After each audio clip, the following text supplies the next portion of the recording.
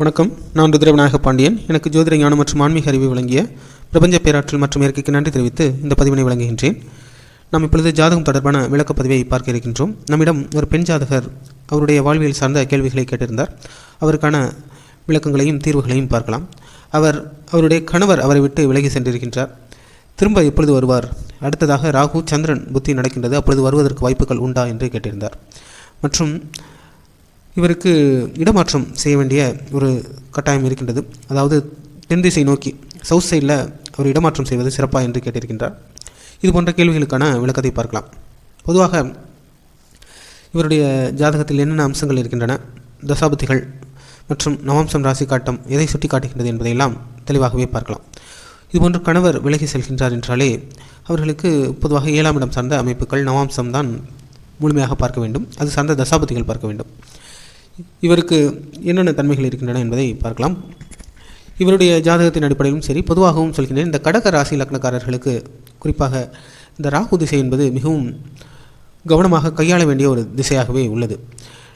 இவர்களுக்கு குறிப்பாக opposite gender, எதிர்பாலினத்தவர், அதாவது ஆணாக இருந்தால் பெண்ணும், பெண்ணாக இருந்தாலும் ஆண் தொடர்பாக அதிகமாக அந்த சூழலை மிக மிக கவனமாக கையாள வேண்டும். ராகு சார்ந்த தசாபுத்திகள் பொதுவாகவே அவர்களுக்கு இது போன்ற பிரச்சனைகள் இருக்கும். கடகராசி லக்னமாக இருந்தாலே ராகு தசாபுத்திகள் இன்னும் அதிகமாக இருக்கும். மற்றும் பொதுவாகவே ஆண் என்றால் பெண் சார்ந்த பிரச்சனைகள், பெண் என்றால் ஆண் சார்ந்த ஏதேனும் ஒரு அவப்பெயர்கள் பிரச்சனைகள் வருவதற்கு வாய்ப்புகள் உண்டு. உதாரணமாக வைரமுத்து அவர்கள் எடுத்துக்கொண்டால் அவருடைய ஜாதகத்தில் இப்பொழுது ராகு திசை சென்று கொண்டிருக்கின்றது 2016க்கு பிறகு. அவருக்கு இது போன்ற பிரச்சனைகள்லாம் இப்பொழுது வந்தது அனைவரும் அறிந்ததே. பொதுவாக அவரும் கடக ராசிக்காரர், கடக லக்னக்காரர். அதன் அடிப்படையில் சொல்கின்றேன். பொதுவாக அவரை குறிப்பிட்டு கம்பேர் பண்ணோம் அப்படிங்கிறதுக்காக சொல்ல, பொதுவாக இவருடைய ஜாதகத்தில் என்ன அம்சங்கள் இருக்கின்றன, எதன் அடிப்படையில் கணவர் விலகி சென்றிருக்கின்றார், மீண்டும் சேர்வதற்கு வாய்ப்புகள் உண்டா என்பதை பார்க்கலாம். இவருடைய ஜாதகத்தின் அடிப்படையில் பார்க்கும் பொழுது இவருடைய நவாம்சத்தில் லக்னத்திலிருந்து 2ஆம் இடத்தில் கேது மற்றும் 4ஆம் இடத்தில் மாந்தி, 5இல் சூரியன், 7இல் புதன் சனி, 8இல் செவ்வாய் ராகு மற்றும் 9ஆம் இடத்தில் சந்திரன் குரு, 10ஆம் இடத்தில் சுக்கிரன் இருக்கக்கூடிய கிரக அமைப்பு. ஓரளவு குடும்ப பற்று மிகுந்தவராகவே இருக்கின்றார். மற்றும் இவருடைய 7ஆம் அதிபதி 5ஆம் இடத்தில் வருகின்றது. இதன் அடிப்படையில் பார்த்தோம் என்றால் இவருக்கு 5, 7 சார்ந்த பரிவர்த்தனை அமைப்பு இருக்கின்றது. இது போன்றவர்கள் சற்று நல்ல புரிதலின் அடிப்படையில், இது காதல் சார்ந்தோ அல்லது புரிதலின் அடிப்படையில் திருமணம் செய்து கொள்வது சிறப்பாக இருக்கும். பொதுவாக இவருடைய பிறந்த தகவல் அடிப்படையில் ஒரு 80 காலகட்டத்திற்கு முன்பு பிறந்தவர்களாக இருந்தால் மேக்சிமம் அவர்களுக்கு அரேஞ்ச் மேரேஜ் தான் அந்த காலகட்டத்தில் இருக்கும். இப்போ உள்ள காலகட்டத்தில் காதல் திருமணம்லாம் இயல்பாக இருக்கின்றது. ஆனால் இவர்களுக்கு இந்த 7, 5 பரிவர்த்தனை இருப்பதனால் இந்த காதல் சார்ந்து புரிதல் அடிப்படையில் திருமணம் செய்து கொள்வது சிறப்பு. அதாவது அவர்களுக்குள் ஒரு பரஸ்பர ஒரு நம்பிக்கை பிறந்திருக்கும். அதன் அடிப்படையில் ஒரு திருமண அமைப்பு அவர்களுக்கு வலு கொடுக்கக்கூடியதாக இருக்கும். மற்றும் இவருடைய நவாம்சம் தான் இவருக்கு சற்று பிரச்சனையாக அமைந்திருக்கின்றது. மற்றும் இவருக்கு கிரக அமைப்புகள் ஓரளவு சிறப்பாகத்தான் இருக்கின்றது. குருச்சந்திர யோகம் இருக்கின்றது. மற்றும் பார்த்தோம் என்றால் இவருக்கு புதன் சனி சார்ந்த செயற்கை அமைப்புகள்லாம் சிறப்பாகவே தென்படுகின்றன. இவர் பல்வேறு துறை சார்ந்து சிறந்து விளங்க முடியும். இவருக்கு திடீர் அதிர்ஷ்ட யோக அமைப்புகள் இருக்கின்றது. இவருக்கு இயல்பாகவே பார்த்தோம் என்றால் இது போன்ற ஜோதிடம் சார்ந்த நாட்டம் விருப்பமெல்லாம் தென்படத்தான் செய்கின்றது. நல்ல தெளிந்த சிந்தனை பொருந்தியவராக இருக்கின்றார். மற்றும் சமநம்பிக்கை பேணி பாதுகாப்பதில் இருக்கக்கூடிய தன்மைகள், அதாவது இவருடைய 12ஆம் அதிபதியான சனி இது போன்ற 7ஆம் இடத்தில் வருவது இது போன்ற சிக்கல்களை ஏற்படுத்தும். மற்றும் இவருக்கு புதன் என்பது 5ஆம் அதிபதி மட்டும் கிடையாது, அவர் 8ஆம் அதிபதியும் கூட. மற்றும் இது போன்ற தன்மைகள் சற்று தூர அமைப்புகள் சார்ந்த திருமண அமைப்புகள் இவர்களுக்கு வலு கொடுக்கக்கூடியதாக இருக்கும். 12ஆம் அதிபதி வருவதனால் இது போன்ற சிக்கல்கள், அல்லது இவர்கள் என்ன செய்ய வேண்டும் என்றால் ஏதேனும் அரசு சார்ந்த தொடர்புகள் மற்றும் தள்ளி இருக்கக்கூடிய அமைப்புகள், பிறந்த இடத்திலிருந்து தள்ளி இருக்கக்கூடிய அமைப்புகள் எல்லாம் சற்று பலன் கொடுக்கக்கூடியதாக, குறிப்பாக வேற்று மாநிலம் வெளிநாடு சார்ந்து இயங்குவதெல்லாம் இன்னும் சிறப்பாக இருந்திருக்கும். ஆனாலும் இப்பொழுதுள்ள கால சூழலின் அடிப்படையில் எவ்வாறு இவர்கள் இயங்குவது சிறப்பு என்று பார்க்கலாம். ஓரளவு இவர் சிறந்த தன்மைகள் பொருந்திய ஜாதக அமைப்பே இருக்கின்றது. இவருக்கு மறையக்கூடிய அமைப்பு என்று பார்த்தோம்னா இந்த 7 மற்றும் 8ஆம் இடம் சார்ந்து குறிப்பாக இவருக்கு சகோதர அடிப்படையில் சற்று கவனம் தேவை இருக்கின்றது. மற்றும் பார்த்தோம் என்றால் மாமியார் சார்ந்து சற்று கவனம் தேவை இருக்கின்றது. அவர்கள் ஆரோக்கியம் சார்ந்தோ அல்லது அவர்களை பிரிந்திருக்க அவர்களுக்கு உள்ள ஒரு சில முரண்பாடுகளையும் எடுத்துக்காட்டும். குடும்ப அமைப்பு ஓரளவு வலுவாகத்தான் இருக்கின்றது. குடும்ப பற்று பாசம், ஹைலி சென்டிமெண்டல், எமோஷனலாக இயங்கக்கூடியவராகத்தான் இருக்கின்றார். மற்றபடி பார்த்தோம் என்றால் இவருக்கு தந்தை சார்ந்த அமைப்புகளிலும் சற்று பலன்கள் கிடைப்பதற்கு சாத்தியக்கூறுகள் உள்ளன. தந்தை தாய் சார்ந்த அமைப்புகள் ஓரளவு நவாம்சத்தின் அடிப்படையில் ஒரு குறிப்பிட்ட காலத்திற்கு வலுவாகத்தான் இருக்கின்றது. ஆனால் இவர் பிறந்த இடத்திலிருந்து தள்ளி இருக்கக்கூடிய அமைப்பு, இவர் எதிர்பாராத வரவுகள் இதெல்லாம் கிடைப்பதற்கான சாத்தியக்கூறுகள் நன்றாகவே இருக்கின்றன. பொதுவாக இவர்கள் ஒரு கன்சல்டண்ட்டாக ஒரு மருத்துவம், பாதுகாப்பு, ரசாயனம் சார்ந்த, மீடியா சார்ந்த துறைகள் எல்லாம் பலன் கொடுக்கக்கூடியதாகவும், டீச்சிங் சார்ந்த அமைப்பு, ஆன்மீகம் சம்பந்தப்பட்ட துறைகள் எல்லாம் இவர்களுக்கு பலன் கொடுக்கக்கூடியதாக தென்படுகின்றது நவாம்சம். ராசி கட்டம் எதை சுட்டி காட்டுகின்றது என்பதை பார்க்கலாம். ராசி கட்டத்தின் அடிப்படையில் இவருக்கு லக்னத்திலேயே குரு இருக்கின்றார். இவர் பிறந்தது என்று பார்த்தோம் என்றால் பூரம் 3ஆம் பாதம் நட்சத்திரத்தில் சிம்ம ராசியில் கடக லக்னத்தில் வளர்பிறையில் பிறந்திருக்கின்றார். கடக லக்னத்திலேயே குருவும் 2ஆம் இடத்தில் சந்திரனும் ராகுவும் சனியும் இருக்கின்றார்கள். இந்த சேர்க்கை அமைப்பும் இது போன்ற திருமணத்திற்கான பிரச்சனைகளை ஏற்படுத்தத்தான் செய்யும். ராகு, சனி, சந்திரன் இது போன்ற சேர்க்கைகள் எல்லாம் இருக்கின்றது. லக்னாதிபதியே 2ஆம் இடத்தில் இருக்கின்றார். இவருடைய 6ஆம் அதிபதி மற்றும் 9ஆம் அதிபதியான குரு இவருக்கு லக்னத்தில் உச்சமாக வருவது அவ்வளவு சிறப்பு என்று குறிப்பிட முடியாது. ஆனாலும் ஒரு காலகட்டத்திற்கு பிறகு தாமதமாக நல்ல பலன்களை கொடுப்பார். ஏனென்றால் இந்த குரு வேலை சார்ந்த பிரச்சனைகளை ஏற்படுத்துவதற்கு இதுபோன்று பொதுவாக 6ஆம் இடத்திற்கான பிரச்சனைகளை அதிகமாக கொடுத்து தான் இவர் அதற்கான தீர்வுகளை கொடுப்பார். கடன், வேலை மற்றும் வழக்கு பிரச்சனைகள் இது சார்ந்து ஏனெனில் உச்சமாக இருப்பதன் அடிப்படையில் சற்று தாமதமாக சிறப்பாக கொடுத்தாலும் கூட தொடக்கத்தில் இவருக்கு அதிகமான பிரச்சனைகள் இருக்கத்தான் செய்கின்றது. மற்றும் இவருக்கு 4 மாந்தி மற்றும் 8ஆம் இடம் கேது புஷ்கர நவம்ச நட்சத்திர சாரம் பொருந்தி இருக்கின்றார். மற்றும் 10ஆம் இடத்தில் சுக்கிரனும் செவ்வாயும் இருக்கின்றது, மிக மிக சிறப்பு. 11ஆம் இடத்தில் சூரியன் புதன் இருப்பது அதுவும் அமோகமாகவே உள்ளது. இவருடைய லக்னாதிபதியான சந்திரன் 2ஆம் இடத்தில் இருப்பது அதே குடும்ப பாசம், பந்தம், பிரியம் இயல்பாகவே அதிகமாக இருக்கின்றது.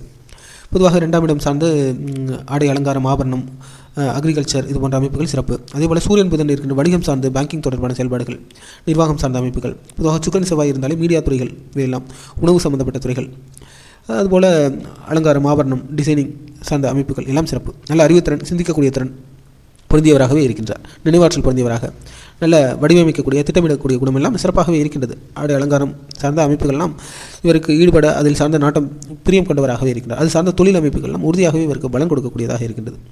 ரியல் எஸ்டேட், வர்த்தகம், ஷேர் மார்க்கெட் இது போன்ற அமைப்புகளும், பேங்கிங் தொடர்பான நடவடிக்கைகள் எல்லாமே நல்ல ஒரு யோகமான தன்மை பொருந்தியதாகவே இருக்கின்றது. அரசு சார்ந்த தொடர்புகள், முயற்சிகள் உறுதியாக பலன் கொடுக்கக்கூடியதாக இருக்கின்றது. மற்றும் இவருக்கு ஓரளவு நல்ல யோகமான ஒரு ஜாதக அமைப்பு தான். பிரச்சனை எங்கே வருகின்றது என்றால் 2ஆம் இடம் சார்ந்த அதிகமான கிரக அமைப்பு, ராகு சனி தொடர்புகள் இதெல்லாம் பிரச்சனைகளை ஏற்படுத்துகின்றது.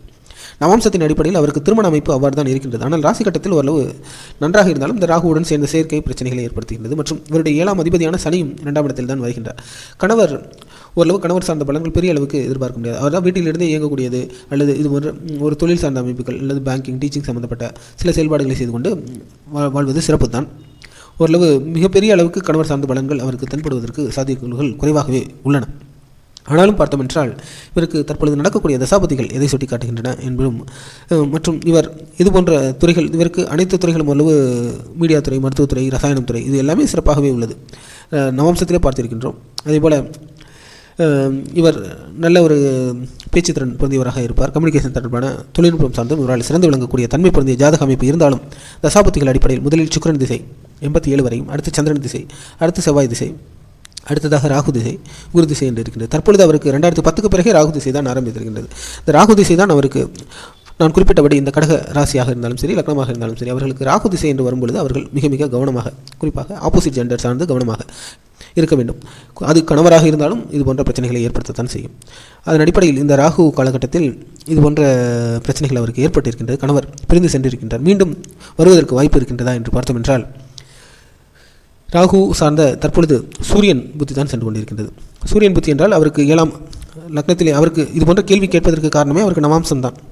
ஏனென்றால் 7ஆம் அதிபதி சூரியன் நவாம்சத்தில், 7ஆம் அதிபதி 5ஆம் இடத்தில் வருகின்றார். அதன் அடிப்படையில் இது போன்ற கணவர் மீண்டும் வருவாரா என்று இந்த காலகட்டத்தில் கேட்கின்றார். செப்டம்பர் வரை சூரியன் புத்தி இருக்கின்றது. அடுத்து சந்திரன் புத்தியில் வருவாரா என்று கேட்கின்றார்.